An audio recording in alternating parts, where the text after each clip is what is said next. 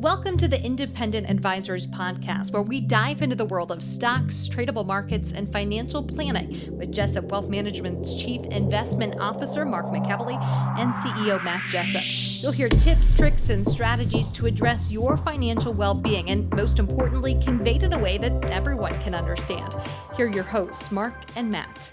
Hey everyone, welcome to episode 279 of the Independent Advisors Podcast, where Matt Jessup and I, Mark McEvely, bring you everything you need to know from the past week in the world of financial markets and financial planning. So good morning, Matt. Good morning, Mark. How are things in your neck of the woods?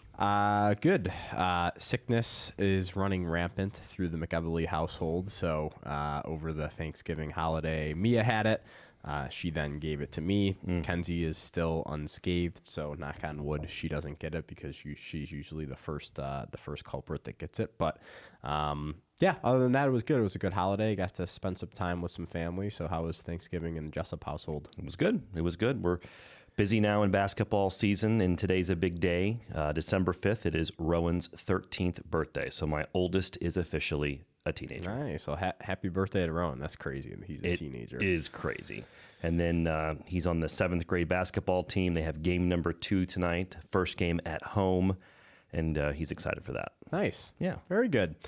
Well, as always, we will quickly review the month-to-date and year-to-date performance of the major market indices that we track. This data is from Y-Charts, and as of the market close on December 4th. S&P 500 index up 0.9% for the month and up 27.6% for the year. The Dow Jones Industrial Average up 0.2% for the month and up 19.4% for the year. The NASDAQ Composite Index up 2.7% for the month and up 31.5% for the year. The Russell 2000 Small Cap Index down 0.4% for the month and up 20% on the year. And the Vanguard All World United States ETF is up 0.8% for the month and up 7.6% for the year. 3-month Treasury rate at 4.47%, the 2-year Treasury rate at 4.13%, and the 10-year Treasury rate at 4.19%.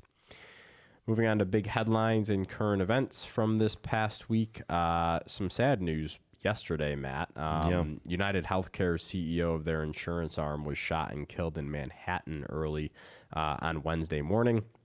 Unfortunately, all signs are pointing this towards a premeditated murder. He was there, I think, for a shareholder meeting and also to testify in a case. Obviously very, very sad news. Very startling. That type of stuff is happening in the world right now. So I think UNH stock was relatively unchanged yesterday. I'd have to go back and double check that, but sad news that happened on Wednesday. Yeah. More positive news for the Bitcoiners out there. Bitcoin traded above 100,000 for the first time in its history on Wednesday night. So this came after Fed Chair Jerome Powell referred to Bitcoin as digital gold during an interview. Interesting. So I don't know if he had meant to say it like that, or if it was just kind of like heat of the moment, just said it. But it definitely got the attention of a lot of people. So very interesting. Obviously not a recommendation for or against Bitcoin, but I think a lot of people have been waiting for that, round $100,000 number, and they finally got it last night. Yeah, my only kind of comments is not specifically towards Bitcoin, but just towards anything that is volatile. It could be a stock, could be a commodity, it could be a crypto. But, when you have a period of time where any sort of asset doesn't go down and doesn't have any sort of correction, investors, hot money tends to become emboldened. And when you tend to have that next correction, it tends to take people by surprise. Yeah, I think Bitcoin's up over 40% just since the election, literally a month ago as of today. And I'm just talking short term. I'm not talking about long-term prospects. I don't care what it is. Right. But I can go through the last 2 decades of hot stuff. I think it's, everyone wants to be like, well, why aren't we in Bitcoin? But we also have to remember that, Bitcoin's gone through 80-85% drawdowns in the past on a regular basis. So on a regular basis, and which if history is any indication of the future, it will happen again. So throwing that out there. Tweets, articles, and research from this week. The first I had was a blog post from Ryan Dietrich on November 25th titled, "What Happens After Back-to-Back 20% Gains?" Interesting. I know that we alluded to this, I think, a couple podcasts ago. I didn't have the exact data in front of me, but Ryan actually wrote a post about this, so just wanted to read a couple sentences here. Jenna will throw this graphic up on the YouTube page so people can check it out. He says, using total returns since 1950, we found 8 other times stocks gained 20% 2 years in a row, and the next year was higher 6 times and up a solid 12.3% on average. Now, what really stood out to me about the data is the mid to late 1990s saw an incredible record 5 years in a row of 20% or more gains. We didn't have social media back then, but I can only imagine how mad that would have made the bears. I remember the Asian stock correction in '98, and everyone was like, "It's over, it's over," and then the market just rammed a rally in '99. Yeah, which is kind of crazy to think about, that the market has had a period of 5 years where it was up over 20%. So it's just goes to show you that bull markets can last for a lot longer than people think, and higher than average long-term rate of returns can last for a lot longer than people think. Great point. And to add to that, if you think about a podcast we had, I think 3 ago, I was talking about stats, and it was a chart from All-Star charts, I believe. And it showed like the length of every bull market going back to 1950, and it showed it graphically. And, we're in the beginning phase. If you look at history, we're about 500 or so trading days into this bull market, and the average was about 1,000 plus, right? And I just read something, and I put it in my email folder for future podcasts, so I'll bring this up hopefully next week, that it's actually the current bull market, I think, and I'm going to get this wrong, so I'll talk about it next week, but is underperforming the average bull market. I would love that stat. As strong as everyone has said this has been, Yep. I think that, if you look at history, it's actually not as strong as some bull markets that we've had in the past. And a quick important point, just because we're in a bull market doesn't mean you're not going to have corrections. The market could correct 19.99% and then go back up from there and still be in a bull market. 5% corrections, 10% corrections. Guess what, people? Those are normal. Right, and we haven't had a huge correction in 2024. I think the largest was like almost 10%. Yeah. But maybe it didn't quite reach 10%. But that 10% felt worse because of that. Right. And the probability is in my opinion, very low that, we're going to go another year without having at least a 10% correction. So I think that needs to be expected at some point. There you go. And we talked about it this year. If you're under allocated to risk and you're waiting for an opportunity, that will probably come up sometime in 2025. But when it's happening, everyone's like, "Oh, I can't buy now because of X, Y, Z." Right. This is the way it always works. Yep. Second thing that I had was just chatting about Dow theory. So I created this chart that Jenna will throw up on the YouTube video. It'll also be in our show notes, but this chart was created on stockcharts.com. Dow theory, Matt, says that to confirm an uptrend in stocks, both the Dow Jones Industrial Average and the Dow Jones Transportation Average need to be both making new all-time highs. And, the old saying goes, if they're not, then the bull market is not going to last that much longer, and we're going to be in for a correction or a bear market soon. Yes. So Dow Jones Industrial Average, was, and this could be argued, constructed to be 30 stocks that are representative of the U.S. economy. Some say that that's not really representative of the U.S. economy anymore, and it's really not all industrial stocks, right? It's not as relevant as it used to be. Correct. Is the what you hear in the marketplace. Right. And then obviously, I think it goes without saying, Dow Jones Transportation Average, publicly traded companies that transport goods all over the country. Some people also like to add the Russell 2000 small cap index in there as well. So if you have all three of these indices making new all-time highs, that means that we're in a strong uptrend, and that's exactly what's going on right now. So if you look at this chart that I made, It's going to have three separate panels. The top panel, the green line, is the Dow Jones Industrial Average. The middle panel, or the black line, is the Dow Jones Transportation Average. And the bottom panel, the third panel, is the Russell 2000 Index in light blue. And then you're going to see four vertical lines, vertical gray lines across this chart.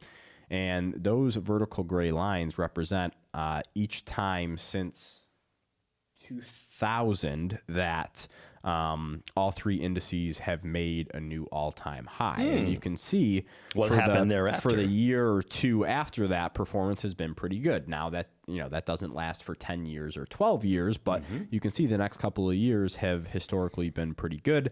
I think in 2007, over the next year or so, the Dow was up, 16, 17%.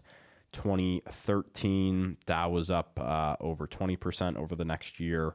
2017, over 40% over the next year and a half. And then 2021, up almost 20% over the next year. So it doesn't guarantee up numbers, but that data is not bearish. Yeah. And I think especially with the small cap index kind of catching up since the election on November 5th, that is definitely very helpful. So well, I know Jenna will put this chart also in all of our social media sites, whether it's LinkedIn, Facebook, X, etc. So if you're a traditional podcast listener, you can grab the chart via that way as well. Yeah, for sure. Last thing I had was more on a negative tone, was a post on X from Jesse Felder. This was on November 19th. Jenna will share this tweet or X post from Jesse here. He says, record numbers of U.S. executives are selling shares in their companies. The ratio of insider sales to insider buys has hit a record high for any quarter in 2 decades. So if you look at this chart, it's a chart of the S&P 500 in blue going back to a little before 2005.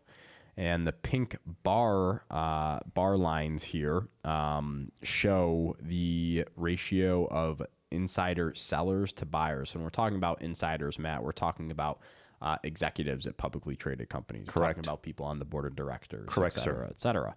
And you'll see a lot of people are selling rather than buying right now. And yes, we would love to see this the other way around, but typically when the market is at all-time highs, you're not seeing executives go all in to buy the dip. Yeah, I mean, this doesn't surprise me. I don't take this. I'm glad highs. you brought it up, because it should be a talking point with seeing this type of data set. My 2 cents is, it wouldn't surprise me that the average director or higher up at these companies, probably because of the move in their stock, have a higher portion of their liquid net worth and net worth tied up in a single security. And, we even tell this to our clients. I don't care how much you love XYZ ABC company, but when it becomes such a large portion of the portfolio, it's the tail that wags the dog. And if they have opportunities to diversify, a lot of times that's smart to do it. Right. And I think the other thing here too is, if you look back on this chart back in like the 2022, 2023 range, insiders were going all in. All in. Right? All in. They weren't selling anything. They were buying. So at some point there's only... Relatively speaking, of course. Right, exactly. Like you said, at some point there's only so much that you can buy to, maintain a relatively diversified portfolio. And then there's always almost so much capital that you have to deploy and to buy your own stock if you are an insider. But I don't think that this is a nothing burger, but I also don't think it's oh my gosh, we need to make an investment decision off of this. Correct. Yeah. So just wanted to point it out. Thought it was interesting. And again, I'm sure if we get another 15, 20, 25% sell off at some point in the future, you're going to see insiders, again, going all in if they have confidence in their stock. Well said. And this is why you listen to the Independent Advisors podcast. We're going to give you all angles of the market. Not everything's going to be bullish. All right. Up, my next piece is the Russell 2000 Index is close to being in a official bull market. So before I talk about this piece, Mark, why don't you educate our listeners and viewers, what defines a bull market? How does that happen, and when does it become negated? Yeah, so bull market, again, we've said it a lot of times before, not that I necessarily agree with this definition of it, but it's any time that a stock or an index rises 20% from a low point, and then the bull market is over when that stock or that index falls 20% from a high point, is defined as a bull market. So again, as I said earlier, it could fall 19.99, and if it doesn't go down 20 and goes up from there, it's still an uptrend. And one of the longest running bull markets was roughly from about 2010 to almost 2020, and there were periods where it was down like within basis points of negating it. Okay. Well, our friend Callie Cox of the podcast had this post on X, Mark, on November 25th, sir. And it shows a comparison chart of the S&P 500 as well as the Russell 2000 small cap index. And this is what she highlights, and I'll quote Callie. The Russell 2000 is so close to its first high of the bull market, which is kind of crazy considering small caps usually beat large right out of the gate. Go, little buddies, go, she says. And what you're going to see, it's kind of interesting, Mark, when you see it visually. Because in this chart, it shows since this time period where the Russell's about to break out, large caps via the S&P 500 are up 27%. And you got the small caps that are finally ready to start that new bull market. I found it interesting. Yeah, and I think it's a combination of things, right? I think, small caps, do well under lower interest rate environments. So it's not a secret that the Fed had started cutting rates. So I think that's a tailwind for small caps. Obviously, small caps have performed very well since the election on the backs of potentially, more deregulation, easier to do business. Because we have to remember that not every publicly traded company is a Apple or an Amazon or a Microsoft and has access to all this capital. So it's more expensive for these companies to grow their business and get access to this capital to do so. I think, it's kind of an anomaly, like Callie said.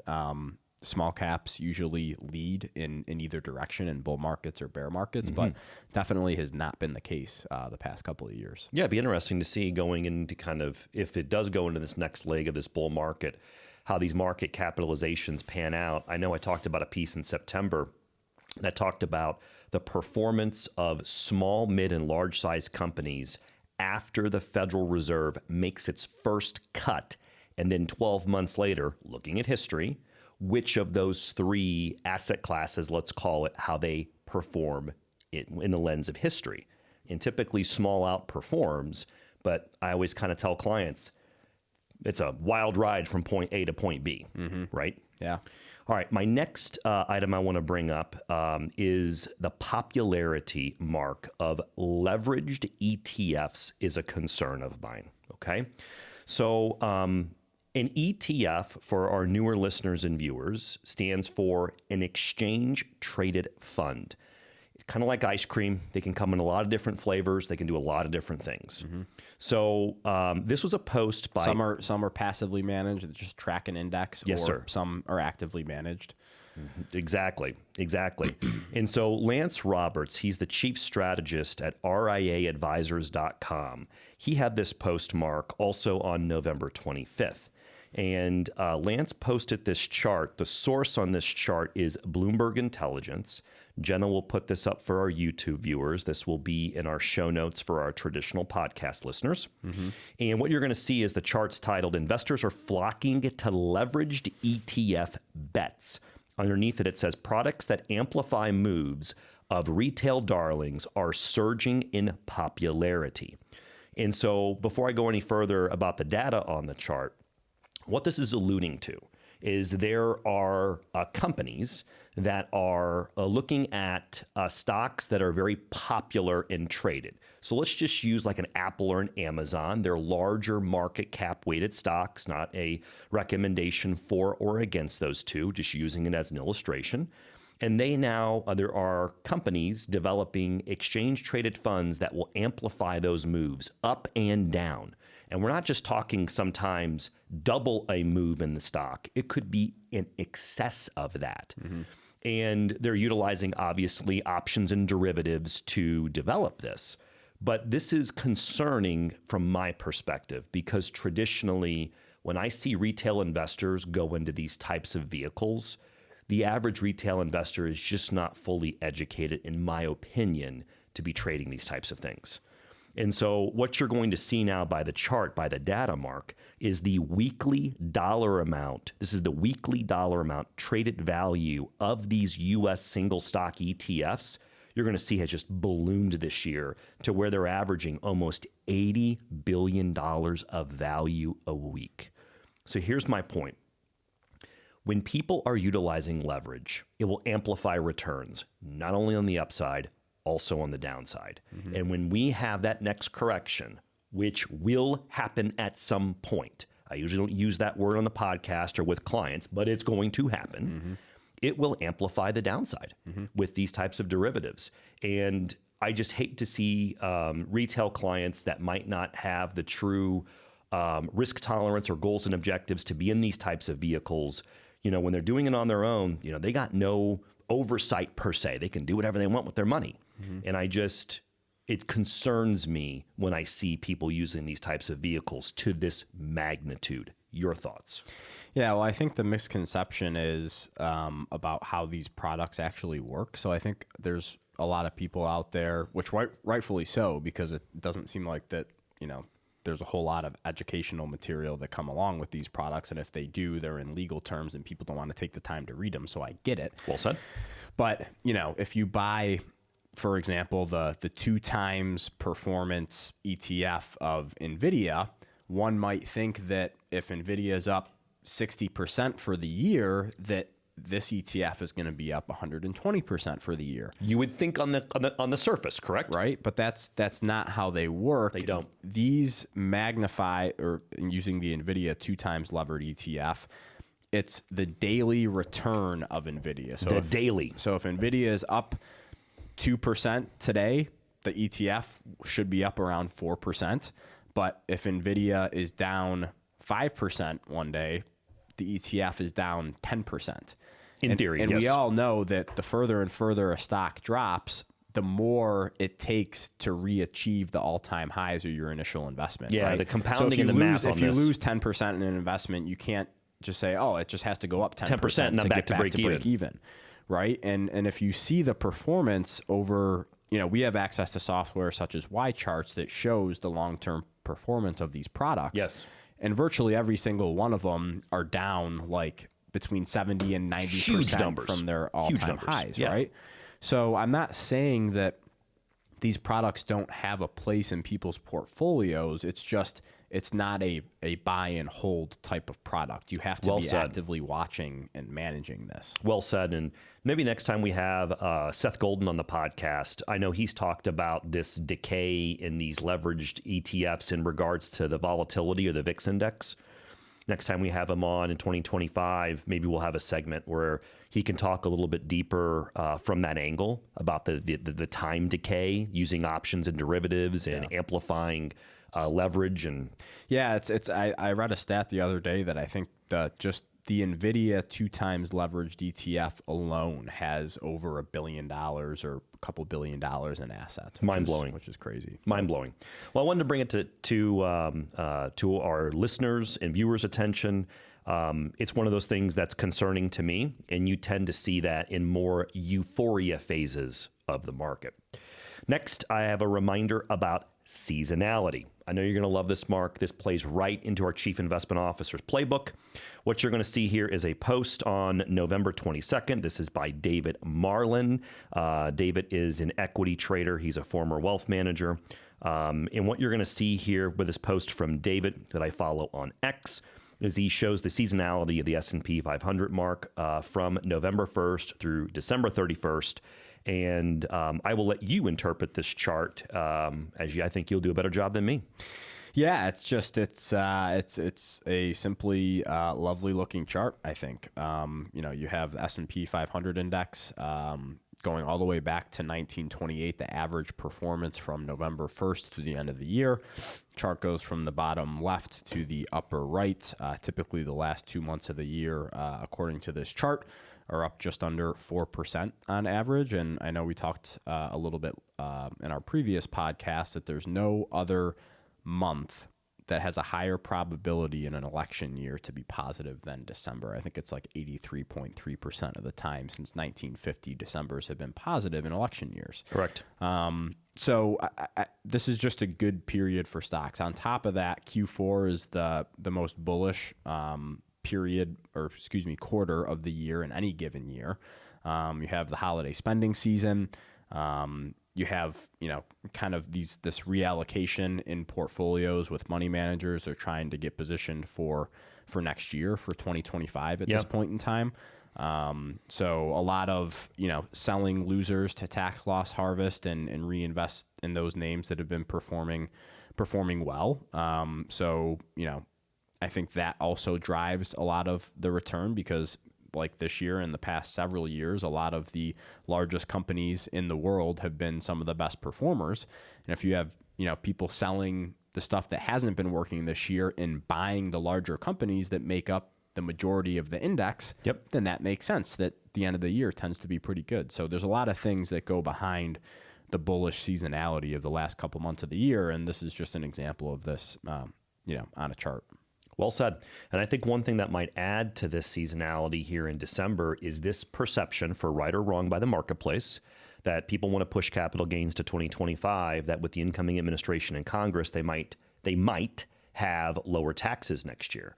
So you might have, compared to other years, a little bit of a seller's strike and maybe a little bit more selling pressure in the market the first couple of weeks of January because of that. Yeah. And again, nothing's guaranteed in this topic, for better or for worse, but that could add to this seasonality. And then from a disclaimer standpoint, just because seasonality says December is going to be a good month, I'll let you finish it. Yeah, it doesn't mean it's going to happen. And we saw it in, September and October this year. Usually in election years, the market is very weak, and it wasn't as weak as, seasonality had said during election years. But it is nice to look at that seasonality as a little bit of a map or blueprint of how the market typically acts. Correct. So as we come to a close on kind of research and X post that kind of caught our eye for the week, and we're going to have Taylor on the podcast here in a moment for the financial planning topic of the week. Mark, before you exit, final thoughts, comments? Not much. I think it'll be interesting to see how the last couple of weeks of the year shake out. I think a lot of people have been surprised about how strong the market's been over the past 2 months. And going into 2025, I think everyone's question on their mind, or at least the question we're getting a lot, is how's 2025 going to be? And my simple answer is I don't know. Yeah. No one knows. But if you look at data such as the first year of presidential election cycles, things tend to be pretty good. We just discussed today what happens after 2+ years of 20% returns for the S&P 500. The following year tends to be pretty good. You brought up that there could be corporate tax cuts and individual tax cuts next year by the new incoming administration. That could be a tailwind for stocks. So I think if I had to answer the question, gun to my head, I would say that it's probably going to be an average year, to slightly more bullish than bearish, in my opinion. Mm-hmm. But at the end of the day, anything can happen. So that's right. And even if that comes to fruition, which I'm not in disagreement at all with anything you said, listeners and viewers, pullbacks and corrections are normal. And in my opinion, they will happen next year. Yeah, for sure. It could happen in the first couple of weeks of the year. Very much so. All right, Mark, we'll have Taylor on the podcast. Thank you, my friend. So incoming to the podcast is Taylor Ledbetter. She is a financial planner here at Jessup Wealth Management and an associate advisor. Taylor, welcome to the podcast. Good to be back. How are you doing this week? Doing pretty good. How are you? Good. How was Thanksgiving? It was good. Yeah? We went to about 4 different Thanksgivings. So You're kind of just all over the place. Yeah. It makes it stressful, but it's also nice to see everyone, right? Yeah, we were lucky because it was kind of spread out over 3 days. Okay. So it wasn't That's all helpful. in one day. Yeah. And you didn't have horrible weather. Right. It was nice. I was talking to some clients, Taylor, that were up in Michigan, and they've been getting like dumped on. Like I was talking to a client up in the UP, the Upper Peninsula of Michigan. This is not an exaggeration. They got over like a foot of snow. I mean, could you imagine like getting out and about through that? That's terrible. Yeah, I mean, here in Dayton, I don't think we would be prepared for such a magnitude of snow. But I will throw it out there. I do think we're going to have a lot of snow this winter, and I hope I'm wrong. I do too. It's kind of feeling that way though. Does it feel that way? Yeah. It does for me too. Well, I'll turn it over to you. You're a rock star on these topics. I will turn the financial planning topic of the week over to you, Taylor. Yeah, so today I'm going to be referencing an article from the Retirement Manifesto. Okay. It's called Scared to Spend, You're Not Alone, and it's by Fritz Gilbert. Okay. And he basically just talks about, is being afraid to spend money in retirement a valid fear, kind of how to mitigate that. So it's an interesting article. Let's go through it. So it starts off and he says, it's hard to spend money in retirement. That paycheck has stopped, inflation is rampant, and you're afraid you may run out of money before you die. Today we're asking a challenging question, is being scared to spend a valid fear? Yeah. Nearly half of Americans are afraid they're being too frugal and not enjoying retirement as much as they should. That finding from the recently published 2024 annual retirement study from Allianz supports similar findings from earlier studies. Way back in 2015, I wrote an article that included a study with the following graphic showing outliving your money is the number one fear. Interesting. Yeah, and so behind outliving your money being the number one fear, the next one was not meeting basic financial needs of my family. Next was Social Security being reduced or ceasing to exist. We've definitely heard that one before. Yes, we have. High cost of health care, needing long-term care, not having adequate health care, being laid off or not retiring on your own terms, finding meaningful ways to spend time or stay involved, and then feeling less important or relevant. Interesting. So yeah, I felt like all those fears I've definitely heard expressed before, and I do completely understand them. But the article goes on and just kind of says, is being scared to spend a very valid fear, and it kind of uses an example with that. So it says, let's use an example to vet out whether being scared is to spend is a legitimate fear. So if you're using a 4% rate of withdrawal, what does a fear to spend really represent? Assuming your fear is that you'll run out of money before you die, your real fear is that the market will return 4% or less throughout your retirement. Is a 4% return on your portfolio over the next 20 to 30 years realistic? Of course, it could happen, but it would be unprecedented. And then they had just some statistics of the S&P 500 over the past 10, 30, 50 years. So the average return, including dividends being reinvested over the past 10 years, has been about 12%. Over the past 30, it's been about 9%. And then over the last 50, it's been about 8%. This is really interesting, and I love how they do it adjusted for inflation. This is nice. I like this, Taylor. Yeah, those rates of return were not adjusted for inflation. Yes. But even when they are adjusted for inflation, your return you're getting is higher than, 4%. Love that. And when we say a 4% rate of withdrawal, we're just talking about taking 4% of your portfolio value every single year. Annualized. Yes. So when you do go over the annualized return for the adjusted for inflation, as you said, on the 50 years going back 1973 to 2023, that number comes in at 6.43%. Interesting. Yep. And then they also just go over some practical tips to reduce your fear of spending in retirement. Okay. So the first one is just, again, determining that safe withdrawal rate. It doesn't have to be 4%. Maybe it's 3%, maybe it's 5%. That's just going to depend on your situation. And how much stock exposure you have in your portfolio. Yeah. Yep. Go ahead. Sorry. Oh, no, you're fine. Next was automating your retirement paycheck. This is also referred to as the budget bucket strategy. So if you are taking, monthly withdrawals from your portfolio, Yep. maybe you have a couple different deposits going into a couple of different checking accounts Yep. for maybe any debt payments, groceries, just splitting that up basically. Yeah, or have like a little bit of a reserve fund for some of those larger capital expenditures that don't come up except every 5 to 10 plus years, right? Yep, some type of little emergency fund on Sure. the side.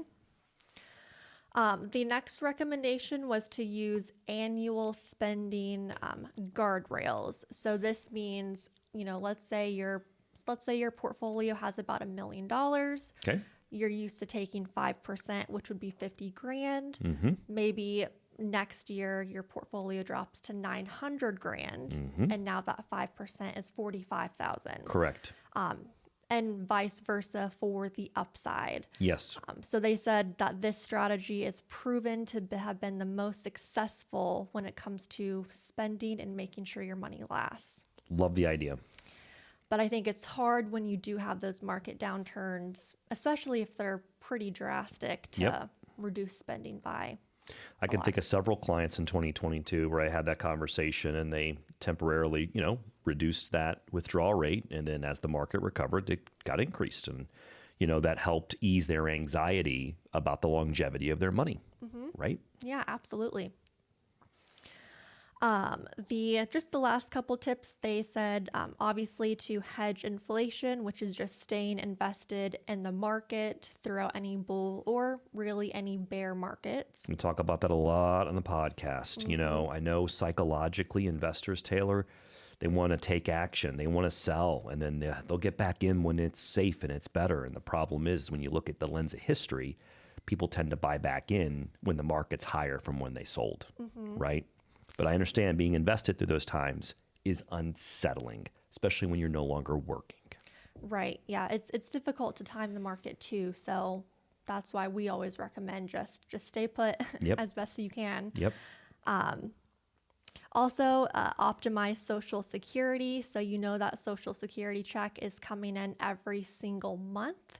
There's going to be one next month. So make sure you're not maybe claiming or filing too early. The earliest you can file is 62. So, definitely see what age is the best for you. Yep. And then last, defend against sequence of return risk. The article says, while most people worry about their money running out before they die, their biggest fear should be a bear market in the first few years of retirement, because this does matter a lot. Yeah. And I think if that happens, you go back to, number 3, you have those annual spending, guardrails that are in place if that were to occur. And that's going to be your defense, quote unquote, if you happen to retire when the market's at a high point and corrects. And we'll use an example of, retiring on January 1st of 2022, right? Right. It's a good example. Yeah, and of course, if you're nearing retirement, you're probably not going to have 100% stock exposure. You've positioned the portfolio to prepare for something like that. That's right. But yeah, obviously, if you can, try not to put yourself in that position. That's right. That's right. Good piece, Taylor. Good piece. Any other thoughts and comments on that this week? No, I don't think so. I just liked how this kind of really hit home about the fear not being necessarily running out of money, but more so just not getting adequate returns, which again, if you look at history, history is pretty positive. So that's right. But you have to stay in the market and stay invested to enjoy or earn those long-term rates of return. Exactly. Right? Well, I'll kind of transition here to the end. I want to talk about Blueberry. That's the podcast hosting site that we use for the Independent Advisors podcast, Taylor. And that's Blueberry spelled Blubrry. If you want to create your own podcast, use promo code JessupWealth to get your first month of Blueberry podcast hosting for free. To choose the ideal plan for you, use the hosting estimator on their website. Again, you can receive your first month with promo code JessupWealth. That's all lowercase, no spaces. In addition, if you're looking for a piece of AI software to help you note take and summarize a meeting, we highly recommend Firefly's AI software. You can use the link in our show notes below to purchase your subscription and make life a little bit easier. I know we use that to summarize the podcast that we do every week ourselves. And as we sign off here, Taylor, any last thoughts? No, not much. Just I think it's going to be a decent month, like you guys were kind of saying earlier. Agree. But yeah, looking forward to 2025. On my end, I'd throw out there Fed meeting. It won't be the topic of discussion in the next couple of trading days, but I think once we get to mid-month, there'll be eyes on does the Fed do a cut at its upcoming mid-December meeting? And I don't feel like this comment is going to be controversial, but I just feel like at this meeting, whether they do something or not, really doesn't matter to the market. Mm-hmm. I think the market's looking at it and saying, hey, a year from now, the likelihood is rates are lower than they're at today. But do they cut at this meeting or do they wait till the next, or they cut at this one and they don't at the next? I don't think the market is as concerned as, let's just say, they have been leading into Federal Reserve rate announcements. Does that make sense? Yeah, I completely agree. I don't think the impact on market returns will be as major as maybe the last couple. Well said. Well said, Taylor, and I agree with that. So we'll go ahead and sign off. Thank you for listening to episode 279 of the Independent Advisors Podcast. Myself, Jenna, Taylor, Mark, Aaron, Nick, everyone here at Jessup Wealth Management. Appreciate you guys listening and gals, and we'll be back with you next week for episode 280. Thank you for listening to the Independent Advisors Podcast. If you're interested in hearing more, hit the subscribe button so you can be notified every time a new episode gets released. Feel free to share with friends, family, and follow us on Twitter at Jessup Wealth, Facebook, and LinkedIn. Mark and Matt will continue to share beneficial information on these social media sites. Also, check out the podcast tab on their website. That's www.jessupwealthmanagement.com. There you'll find links to every episode of the Independent Advisors. Have questions or topics you want to discuss on the show? Message us on Twitter, LinkedIn, or send an email with the words questions and topics in the subject line to inquiries@jessupwealthmanagement.com. We'll talk about it right here on the podcast. Certain sections of this commentary may contain forward-looking statements based on reasonable expectations, estimates, projections, and assumptions. Forward-looking statements are not guarantees of future performance and involve certain risks and uncertainties which are difficult to predict. All indices are unmanaged and are not available for direct investment by the public. Past performance is not indicative of future results. This podcast is provided for general informational purposes only and does not constitute either tax, legal, or financial advice. Although we do go to great lengths to make sure our information is accurate and useful, we recommend you consult a tax preparer, professional tax advisor, financial advisor, or lawyer regarding your specific circumstances. Investing involves risk, including the loss of principal. No strategy can guarantee any objective or goal will be achieved.